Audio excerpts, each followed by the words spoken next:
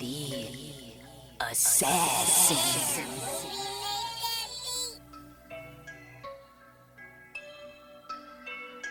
You know I break necks, call me Jack Tate. I have no regrets while your life is fading. I'm a crazy fuck equivalent to Satan. When I'm behind the mic, I feel like the greatest. You know I break necks, call me Jack Tate. I have no regrets while your life is fading. I'm a crazy fuck equivalent to Satan. When I'm behind the mic, I feel like the greatest. What up, y'all? You're listening to Sports Talk with Tropp, and I'm your host, Katie Tropp. Well, let's get right into it. Let's talk about those Monday Night Football games that we had this week. They were both pretty much barn burners. Both winners ended up running away with it. So the first game was the Buffalo Bills against the Tennessee Titans. And the Bills just dominated from start to finish. They ended up getting the win 41-7. Josh Allen went 26 for 38 with 317 yards and 4 touchdowns. He actually didn't even play. I think it was they took him out of the game in like the end of the third quarter, towards the end of the third quarter. So he didn't even play the end of the third quarter and the entire fourth quarter, and he still had that stat line. And then Stephon Diggs, he had 12 receptions for 148 yards and 3 touchdowns. So the Bills, man, offensively, they looked beautiful. Defensively, they look great too. I mean, you could just see the instant impact that Von Miller is having on this defense. So really, man, the Bills are that team. I mean, a lot of people, including myself, picked them to win the Super Bowl this year, and right now they are not disappointing. The Titans, I was not really shocked by what they've been putting on the field, just because, like I said, I thought it was a mistake that they traded away A.J. Brown in the offseason. And then, they've got Derrick Henry, but he is coming off of a foot injury, and he's a running back, so that's going to affect him regardless. And they're just a weird team because they've never, they've been a good team the last couple of seasons, but they haven't been so good where you're like intimidated by them and you're like, oh yeah, that team's going to win. Even though they were the number 1 overall seed last year in the AFC, I still was never really convinced that they were a Super Bowl team. And I thought this offseason they got worse. And so to see that they just got dominated. First they barely lose to the Giants in their home opener in week 1. And then now they get their asses smashed against the Bills in week 2. It's still early and they are in a very, very weak division, probably the worst division in football still. So they, of course, have a chance. But the Titans are not looking good at all. I mean, the reason why this was such a high-scoring affair is not just because the Bills' offense just went off and their defense was playing great, but I mean, they had a couple turnovers, and they also, made some big special teams plays. I think there was a muff punt or 2. So, Bills just absolutely dominated. Then the other game was the Philadelphia Eagles versus the Minnesota Vikings. And, what could have been a competitive game turned out to be a piece of shit. The Eagles dominated from start to finish. They won the game 24-7. Jalen Hurts is just having a great season so far. He went 26 for 31 for 333 yards and a touchdown. And then he also had 57 rushing yards and 2 rushing touchdowns. And he's just having a great start to his season. But Kirk Cousins did what Kirk Cousins do. I said you really want to watch out for Kirk Cousins on these primetime games. For some reason, he never, ever shines. It's usually exactly what he did. It's like interception city. He had this horrible interception in the red zone when the Vikings were driving. They really just never got anything going. And so that's the Vikings. That's why I don't trust them, is because that's what they do every single year. Is they will come out, they will dominate the Packers like they did in week 1. And then week 2, completely shit the bed against the Eagles. So it wasn't much of a showing for the Vikings that night, but the Eagles, they looked pretty damn good. I mean, I'm still not on a bandwagon because, it's going to take me a long-ass time to get on any type of Eagles bandwagon because, hello, I fucking hate the Eagles. But if they're a good team, trust me, I will admit they're a good team. I mean, hello, I've had the Los Angeles Dodgers ranked as my number 1 power ranking team in my MLB power rankings for a couple months now, so I can admit when a team is good. Right now, Eagles, they look good, but I'm still not really convinced that they're a team that's really going to dominate this season, but I'm not saying they won't either, just because Jalen Hurts is playing really, really well. At least he is right now. So let's get right into my top 10 NFL power rankings for this week. Not as weird as it was last week, because this week now we'll have like legit teams who should be in the top 10, whereas last week I pretty much just went with all teams that won, because the teams that lost pretty much lost in horrible fashion. So but not much of a shakeup at the top. But then at the bottom, there's some teams in there who have just now made their way in. So let's start it off with the number one team, the Buffalo Bills, of course. They are 2-0. Like I just said, they beat the Tennessee Titans. And really, they're just having an all-around great season. And, beating the two teams that they've beat, those were two teams. I mean, the Rams are the defending Super Bowl champions, and the Titans were the number one seed in the AFC last year. So if you're kind of going off of what those teams were last year, well, guess what? The Bills just beat two really solid teams, and they dominated both of them. Offensively, defensively, special teams, the Bills just look like the team to beat, at least for now they do. Then at number 2 on my top 10 NFL power rankings, I have the Kansas City Chiefs.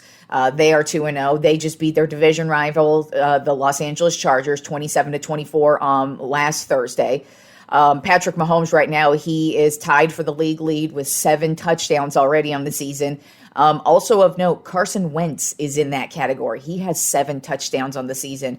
And a couple other guys do too. Tua has 7 touchdowns on the season as well. So there's some dudes who are scoring some points right now, and Patrick Mahomes is, of course, at the top, and he really is just taking the lead and just dominating offensively. I mean, he lost Tyreek Hill, which was a big deal, and the ground game is still nothing great, but he's working that Mahomes magic, and he's doing his thing. And defensively, they're still not that great either. But hey, man, Mahomes is holding it down, and he's looking real solid. So I could not drop them down from the number 2 spot where they were last week. Then at number 3 on my top 10 NFL power rankings of the Tampa Bay Buccaneers, they are also 2-0. They beat the New Orleans Saints this week. 20-10, so that's a division rival. That's the first time they have beat the Saints in the regular season since Tom Brady took over as their starting quarterback. Really, the Tampa Bay Buccaneers are being completely dominated with their defense. Their defense had 3 interceptions this last week. They're just really nothing to fuck with. You really got to look at this Tampa Bay Bucs defense, and their secondary is just getting it done. The front seven's really giving the opposing quarterbacks happy feet, or just getting them on the ground. And offensively, of course, they have Tom Brady, who, by the way, I just got to say, out of all the years this dude has played football, I have never seen him look so unhappy. It's just so weird. He has, and obviously whatever's going on in his personal life is affecting him, because, I mean, he's not playing bad on the field, I wouldn't say. I mean, he's doing what he do. But when he's at the podium, or just when I was watching him enter the stadium at pregame, he just looks kind of pissed off. So, and not in like an I'm motivated pissed off way. Like, he seems pretty drained. So I don't know what's going on with good old Tommy boy there, but he looks miserable. And it was hilarious seeing him throw his little iPad there on the sideline, or whatever the fuck it's called, the Microsoft Surface or whatever the fuck they are. So yeah, I just think he's having a miserable season. And then also, you top it off, there's been a bunch of injuries on the offensive line for the Bucs, and then also their receiving core, which is really deep. Thankfully for them, is really deep. Because a lot of them are getting injured. They just had to pick up Cole Beasley today on the free agent wire, so we'll see how he fits in with them. But defensively, there's no worries with the Bucs. It's really offensively, we're going to see if they're able to overcome these injuries that just seem to keep coming and coming and coming. And this week doesn't get easier for them either, because Green Bay comes to town. Then at number 4 on my top 10 NFL power rankings, the Philadelphia Eagles, who are 2-0. They beat the Minnesota Vikings 24-7. And like I said, Jalen Hurts is just having a phenomenal season so far. He really is the reason why this team's done so well in these first two wins. I still have a lot of questions about the Eagles, but I mean, as far as Jalen Hurts goes, dude looks like he's shown up and he's played really well so far in these first two games. Then at number 5 on my Tropp 10 NFL power rankings of the Miami Dolphins, who are also 2-0. They just beat the Baltimore Ravens in a crazy game this week, 42-38. As I mentioned earlier, Tua Tagovailoa, he's tied for the league lead in touchdowns with 7 touchdowns. Oh, I also forgot to mention Josh Allen is also one of those quarterbacks with 7 touchdowns on the season as well. But shockingly, Tua leads the league in passing yards. Currently, he has 739. Now, he does have 2 of the fastest receivers in the league with Tyreek Hill and Jalen Waddle. But hey, offensively, the Dolphins look great. Defensively, there are tons of questions there. But, I mean, offensively, they are rolling. They look really good right now. And we'll see what goes down with the Miami Dolphins as the season rolls on. Then at number 6 on my Tropp 10 NFL power rankings of the Los Angeles Chargers. They are currently 1-1. They are coming off of a tough loss to the Kansas City Chiefs. It wasn't an ass-kicking, though. They barely lost. It was 27-24. Really, they are an all-around good team. I mean, offensively, they have it all together. It looks like Justin Herbert, it looks like he's going to play this week. It looks like he just kind of has a bruise with the ribs, so he's going to play. And as long as he's playing, this team and this offense is rolling. But defensively, they really have just taken a huge leap forward from where they were last year. They still need work. You could really tell that their coach learned his lesson last year. Because last year he was all about going for it on basically every 4th down. He would go for it. If it was like 4th and 1 or 4th and 5, he was always going for it. Well, now you could tell he really learned his lesson because he wasn't going to do that against the Kansas City Chiefs this week because he knew you can't let Patrick Mahomes, you can't set him up with good field position because that dude is going to score 99.9% of the time at this rate. So he's definitely worked on his going for it on 4th down every time because I understand there are situations you definitely want to go for it on 4th down. And you see it now more and more that going for it on 4th down is just it's pretty common these days, whereas it used to be you'd really rarely go for it on 4th down. But now you're going for it a lot on 4th down these days. And the Chargers coach last year, he was just going for it on 4th down like every single time, and it cost them multiple games because sometimes you just got to take the points. And he finally learned that lesson, and it showed in this game against the Chiefs. And you could tell that instead of going for it on a couple of the 4th downs, that he decided to either punt it away or he went for the field goal, which is much smarter, and that is the way you have to go. I'm not against going for it on 4th down, of course, but I mean, this dude was going for it like every single time last year, and there were a couple games where I was just like, man, if you would have just taken the points, you would have had a much better chance at a win in this game. So he's definitely learned from those mistakes.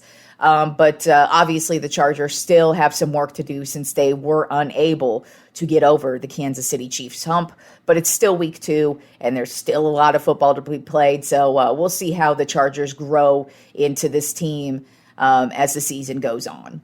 Then at number 7 on my Tropp 10 NFL power rankings, I have the Baltimore Ravens, who are 1-1. They just took a hard loss to the Miami Dolphins, 42-38. Lamar Jackson, though, is just having a phenomenal season. The dude gained like 25 pounds of muscle in the offseason just because since he's a running quarterback, he really needs to build the muscle because he's going to, when you're running, that means people are going to be tackling you more. So he needs to gain the muscle so he has less injuries, especially after last year because that's what happened. He ended up getting injured.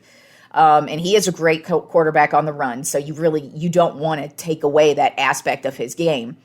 But he really is just carrying this team. He doesn't have that great of a receiving core, but he's really making the best of what he's got. And defensively, while they did give it up last week, I still think they're a solid defense. And, they still have one of the best coaches in the league as well. So the Ravens looking real good right now. Then at number 8 on my top 10 NFL power rankings, I have the Los Angeles Rams. They are 1-1 on the season. They just beat the Atlanta Falcons this week. It was a close one. It actually started off as a runaway, but Atlanta Falcons actually made it a pretty interesting game in the second half. Ended up being a 31-27 win by the Rams. But Matthew Stafford, he came back and he looked like good old regular Matthew Stafford. He was throwing touchdowns to Cooper Kupp, even to Allen Robinson, who was their big offseason pickup on the offense. And, he had a quiet week 1, but he finally was able to show up in week 2 here. Cooper Kupp, of course, he had a great game. And then defensively, they also had a great game with oh my God, the cornerback's name, almost said Jalen Hurts, but why am I whatever? You all know who I'm talking about if you're a football fan. Their cornerback, they're really good quarterback. Jalen, can't draw the biggest blank on his last name right now. But he had a huge game-saving interception on the Falcons' last drive of the game, and that basically sealed the win for the Rams. Then at number 9 on my top 10 NFL power rankings of the Green Bay Packers, who are 1-1. They just beat the Chicago Bears this week, 27-10. Aaron Rodgers, he's been looking good. It's just his receivers he's got to work out the kinks with them because they're all brand new, except for Lazard pretty much. So, and Cobb, but everybody else is pretty much new to him. So he's got to get his rep with them. But one thing that I do think the Packers need to really start leaning on actually is the ground attack instead, because they do have Aaron Jones, who is one of the best running backs in the league. He's very explosive. And if he's able to get out in the open the area past the offensive line, that guy is gone, and chances are going to be scoring you 6 points. And he's also great in the passing game also. So I think they really need to start leaning on Aaron Jones as opposed to the passing game, which is what they normally do. Just because all the inexperience at the wide receiver position, it's gonna be growing pains. Whereas Aaron Jones, you already know what you could get from him, so just keep handing him off the ball, and I think they'll be all right. And then rounding out my top 10 NFL power rankings this week, the New York Giants. They are 2-0, and I really did not want to put them on here because I kind of feel like this 2-0 is very fluky. I hate saying that because, hey, you got your 2-0, you got those 2 wins, and a win's a win. They did beat the Carolina Panthers at home this week, 19-16, but neither one of these wins was very convincing. Now, week 1, they went for it all on that ballsy play, going for the 2-point conversion rather than taking the field goal and just going for the win. So and then their defense is really, it's trash. It just really hasn't shown yet. But Saquon Barkley, I will give it up to him. He's coming off of the last couple of seasons where he's just been debilitated by injuries. And he's just come right out the gate, and he looks like good old Saquon, if he's able to stay healthy, because this is pretty much how he's looked at the beginning of every season, and then he ends up getting injured, and then you're like, shit, what the fuck happened to Saquon? But I still think this is kind of a fluky start for the Giants, but hey, they're 2-0. I was looking at all the teams, and I was like, really? I can't put anybody above the Giants right now just because they are 2-0 and they're winning. So there it is, unfortunately. All right, and then we do have a Thursday night football game tomorrow. Not that great of a matchup. Sometimes this ends up being a good matchup, but this year I don't think it is, just because, especially at this point in the season, just because both teams look like crap right now, and that would be the Pittsburgh Steelers are going to be at the Cleveland Browns. And right now, the Cleveland Browns are currently a 3.5-point favorite. And, Pittsburgh's offense really has been awful so far, as expected. Their offensive line, I really didn't think, I didn't think, regardless of who their quarterback was going to be, I didn't think they were going to have a fighting chance, just because that offensive line is horrible.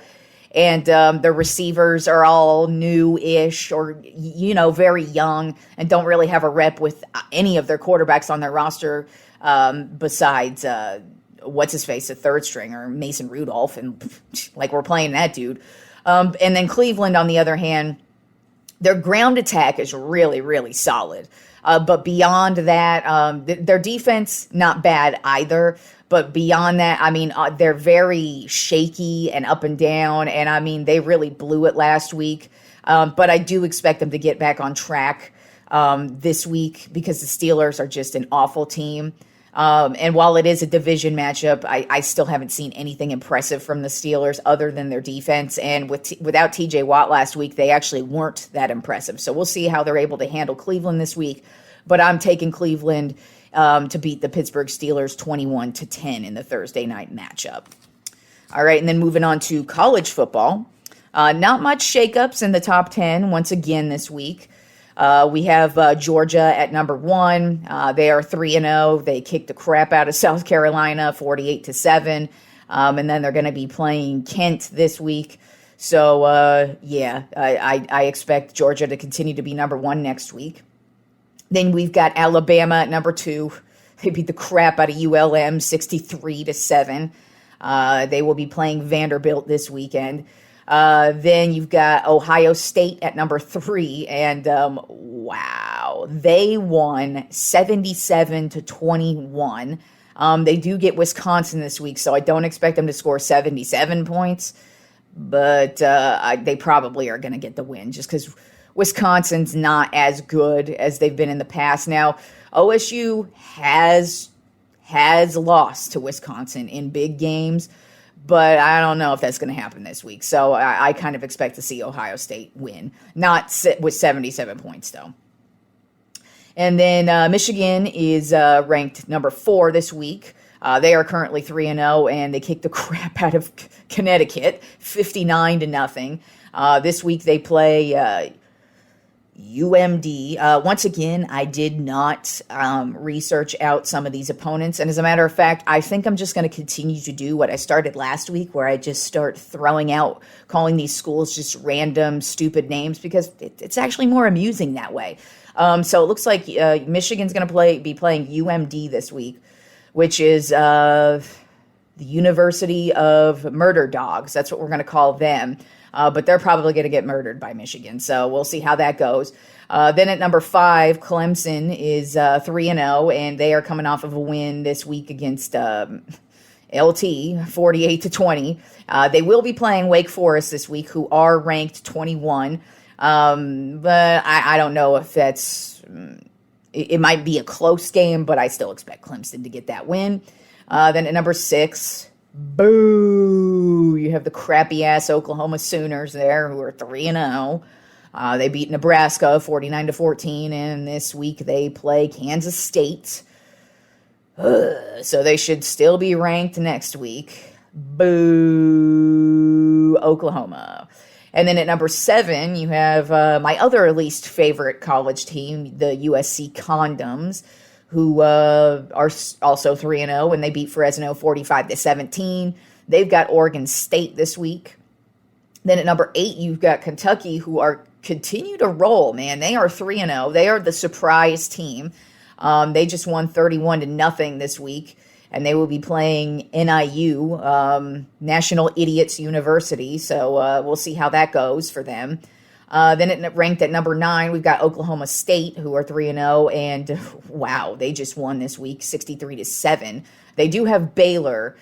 They will be going to Baylor this week, who are ranked 17, so that should actually be a pretty good matchup. And even though it's a pretty good matchup, it's very possible that Oklahoma State could be losing that one. I don't know who I'm taking in that one, just because Oklahoma State and Baylor, it's like they always alternate who wins, especially when they're ranked. While I think Oklahoma State is the better team, I really wouldn't be shocked to see Baylor get the win, especially because they're at home. And then rounding out the top 10 rankings in college football, you've got Arkansas, who are 3-0. They just won against Missouri State 38-27, and they will be going to Texas A&M this week. Which will be interesting because A&M has already lost. They lost to Appalachian State a couple weeks ago, but they're still ranked. So we'll see how it goes. I will be hoping Arkansas wins because I fucking hate Texas A&M. But I actually wouldn't be shocked if Texas A&M makes it an interesting game, and not only an interesting game, but wins the game too. And then just a couple of other random notes that happened in college football this week. We had Herm Edwards. He was the coach of Arizona State. He's been the coach of Arizona State for the last, I didn't write down how many years. I want to say it's about 5 years, 4 or 5 years he's been there. Now, it's been an okay time there. He hasn't really won anything. I mean, they've been I would call them a solidly competitive team since he's been there. Now, there's been some recruiting issues over the last, I want to say, year or two. Arizona State's been under investigation for recruiting issues, but I mean, I kind of expect that with every single college in the U.S., so that's not really shocking to me. But that is just a strike against the coach. And then to top it off, they have not started off this season well. As a matter of fact, they got beat on Saturday, and as Herm Edwards is literally walking off the field, he's shaking hands with the opponents on the field, and he's talking to the opposing coach, and then he starts heading towards the locker rooms, and you see standing by the field goal posts the AD and the president of the college of Arizona State, and they shake his hand. You could tell they're having a very serious conversation. And it looks like Herm Edwards got fired right on the spot, right there on the field. Now, I don't know if he got fired or resigned. It could have been either one of them. But I just thought it was very, very shocking to see him walking right off the field and gets fired right then and there, literally as they just lost. So that was pretty shocking to see. But hey, man, being a coach, that is what it is. That's the job. And if you don't win, then you're going to get fired at some point. I mean, hell, Bill Belichick, one of the greatest coaches of all time, he's definitely going to be in the Hall of Fame. But I guarantee you, if that dude doesn't start winning again for the Patriots, that dude's job's going to be on the line at some point. Or he'll just retire just because he knows you got to win in this league. And even in college football, you really got to win, especially in college football, as a matter of fact, because I think they're more quick to fire a coach as opposed to the NFL. Just because in the college game, it's constantly moving. It moves a lot quicker, and especially now with the name, image, and likeness, and how players can get paid now. Recruiting is a lot different, and so it's a lot faster. And you just need to win, and that's really all there is to it. Herm Edwards didn't do enough winning for Arizona State, so they fired him right there on the field. And then just something else. It wasn't really anything that happened particularly in a game this week, but it was actually on the pregame this week. Now, if you'll recall, there's this loser coach named Urban Meyer who got fired from the Jacksonville Jaguars coaching job last year. He's also stepped away from both Ohio State and Florida with bullshit, weak-ass, stupid, retardo excuses that we all know are lies, but apparently everybody thinks Urban Meyer's this cool guy, or he just sucks great dick. That's just always been my theory on this guy, on how he continues to get jobs, is this guy must give great head, because I don't see what's so great about him. And this weekend, he is now working for Fox as an analyst, which is hilarious to me because I don't know why anybody would want to listen to any type of opinion that this idiot has. Granted, yes, I understand he has won some national championships in the college game, but he hasn't in a long time, and he's been a complete and utter bozo for the majority of his coaching career. Like I said, when it ended at Florida, he basically lied about having like headaches, and then when he left Ohio State, it was something with his heart, or it was vice versa, one of the two at one of them. But he was a total fucking liar in both situations, and nobody calls him out in the media either, which I don't get. Then when he goes and signs with the Jacksonville Jaguars, which I thought was a stupid signing to begin with, it turned out to be one of the world's biggest disasters, laughing stocks, jokes that the NFL has ever seen as a coach. And so to see that this dude gets hired by Fox is just amusing to me. But you know what? It's not coaching. Just giving your opinions and working as an analyst for Fox is not the same type of job and demanding job as being a coach is. So whatever. He's given his crappy loser opinion that apparently people want to pay him for, which is just appalling in my opinion, but I digress. They were in Nebraska this week. And, when there's fans in the crowd, and Nebraska just recently fired their coach. And so Nebraska is obviously looking for a new coach. And during this pregame thing, the crowd of Nebraska fans are actually chanting, "We want Urban." And I am like laughing so hard because I'm like, do you idiots not understand what this guy is all about? He's not about winning. This dude is just about being an arrogant fucking asshole who's like, oh, look at me. I'm the epitome of what everybody hates in life. I'm the straight white guy who just walks in, who doesn't do anything. But apparently everybody wants to continue to give me jobs for no other reason than I'm just a fucking asshole. And the Nebraska fans are like wanting this guy. I'm like, ugh, God. And don't get me wrong. I would not be shocked if there is a college football team that does sign Urban Meyer at some point in the future. I wouldn't say near future, maybe in a couple years, kind of when people start to forget and we get further away from his time in Jacksonville. Maybe in like 2-3 years, a college team will pick him up. But if this guy gets another coaching job, that you get what you deserve in that instance, because he's not going. He might give you a couple of fun years or competitive years and maybe even a national championship or a shot at it. But then dude's going to start his period and get a headache and he's going to get cramps and then he's going to be like, oh, gee, guys, I'm sorry. I need to go fuck some prostitutes or some shit. I can't coach this team. What are y'all talking about? So I just found that just absolutely atrocious.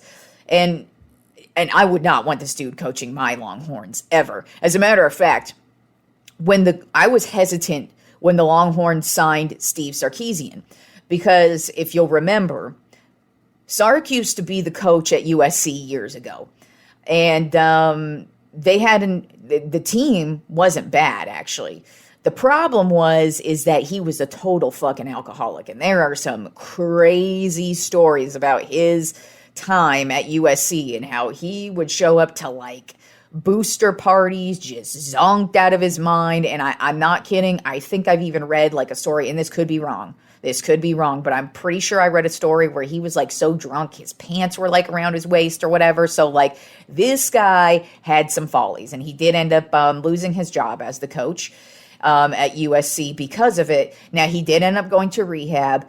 And then he took a little bit of time off in between, and then he would eventually go become the offensive coordinator at Alabama, and they would be very successful with him as an offensive coordinator. And I remember when the Longhorns interviewed him, I was very hesitant to be accepting of it. Not because I don't think people can change. I actually do think people can change, especially if you're an addict. It's happened many times where people don't go back to it. But I just was like, oh my God, do we really want this guy coaching our team? But I mean, since he's kept his nose clean for the time being, I'm good with him being our coach.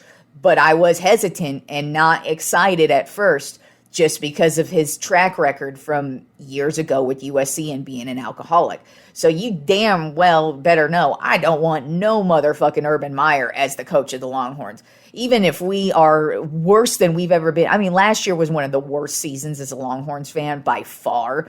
And if we had even had rumblings that we were going to sign Urban Meyer, I would have been so pissed. Now, obviously, I've already said it before. I'm always rooting for my teams. And no matter who's their coach, who's playing, no matter how shitty they are, whatever, I always root for them. So if Urban Meyer, of course, would become the coach of the Longhorns, I'm still going to root for them. But I would not be thrilled about it because that dude is a bozo. Like, that's the absolute word you would describe Urban Meyer, as a bozo, because he's just an idiot. And he doesn't give a shit about anything. And he just has that fucking shit-eating, arrogant look on his face all the fucking time. But all I know is that dude must suck some good dick, because he keeps getting job after job after job. And There ain't nothing that great about him, in my opinion. There's a lot of other people who have done a lot of worse things than him, and they have lost their jobs and never been able to come back. But then there you got good old dick-sucking Urban Meyer, continues to get job after job after job, and then you even after all this shit this guy has done, leaving teams like high and dry. You know, it's one thing, all the shit he did off the field with going to parties and maybe fooling around with other chicks and all that kind of stuff. That's one thing. But when you're actually not doing your job as a coach, that's a whole other thing. And I got issues with that real bad. And if you're Nebraska fans, how the hell are you wanting that dude as your coach? Because he's proven he doesn't give a shit about being a coach. He just wants the money, and that's all he wants. That's what I see with him. So maybe Nebraska fans might get their wish, and then they can have fun with whatever lie or whatever stupidity comes along with Urban the Bozo Meyer. So yeah, that's today's show, and I will talk to you fools on Friday.